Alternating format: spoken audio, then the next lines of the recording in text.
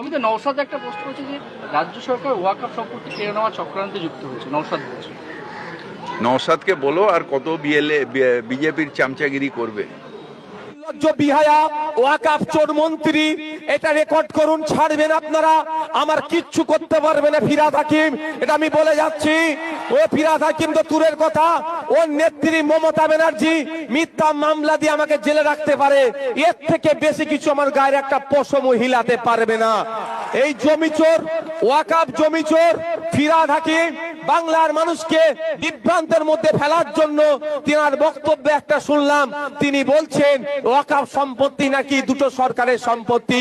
ও নির্লজ্জ, principal act of 1995 ওয়াকফের আইনকে পড়েনি, 1954 সালের ওয়াকফের আইনকে এই নির্লজ্জটা পড়েনি। পড়ার সময় কি করে পাবে? তোলাবাজি করতে ব্যস্ত, স্যান্ডো গেঞ্জি পরে তোলা তুলতে ব্যস্ত, নারদার টাকা নিতে ব্যস্ত। ও নারদার টাকা নেবে না, আইনকে পড়বে ওই নির্লজ্জ বিহায়া। হিন্দুত্ববাদেও হিংসা, ইসলামিক বাদেও হিংসা, হিন্দুত্ববাদেও হিংসা, ইসলামিক বাদেও হিংসা। তখন বৌদ্ধদেবেরই একমাত্র রাস্তা যেটা পৃথিবীকে বাঁচাতে পারে, মানব জাতিকে বাঁচাতে পারে। তাই বৌদ্ধদেবের রাস্তাই পৃথিবীকে শান্তিতে আনতে পারে, সমৃদ্ধি আনতে পারে। তাই আমাদের অহিংসার রাস্তাতেই চলতে হবে, যেটা ভারতের অরিজিনাল।